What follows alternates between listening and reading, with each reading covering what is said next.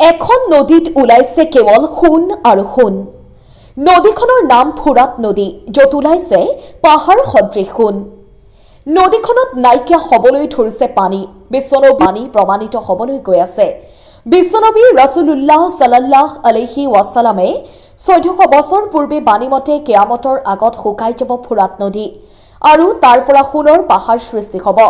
বিশ্বনবীয়ে উপদেশ দিছে যিসকল লোক জীয়াই থাকিব তেওঁলোকে যাতে উক্ত সোণৰ পাহাৰৰ পৰা কোনো সোণৰ অংশ গ্ৰহণ নকৰে।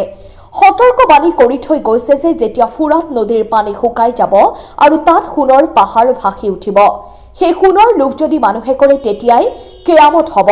কিয়নো সময়ত সেই সোণৰ পাহাৰৰ সোণ আনিবলৈ অসংখ্য মানুহৰ ভিৰ লাগিব আৰু এক যুদ্ধৰ সৃষ্টি হ'ব, য'ত 100 জনৰ ভিতৰত এজনকৈ জীয়াই থাকিব। সেয়া হ'ব কিয়ামতৰ আলমত। কিন্তু ফুৰাত নদীৰ পানী শুকাই যোৱাৰ কাৰণ কি?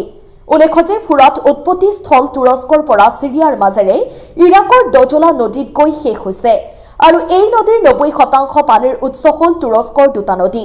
এই নদীৰ ওপৰত তিনিওখন দেশে মিলি 12টা বান্ধ নিৰ্মাণ কৰিছে, যাৰ ফলত নদী শুকাই যাবলৈ ধৰিছে আৰু ইপিনে বহুতো সোণ পোৱা গৈছে ফুৰাত নদীত।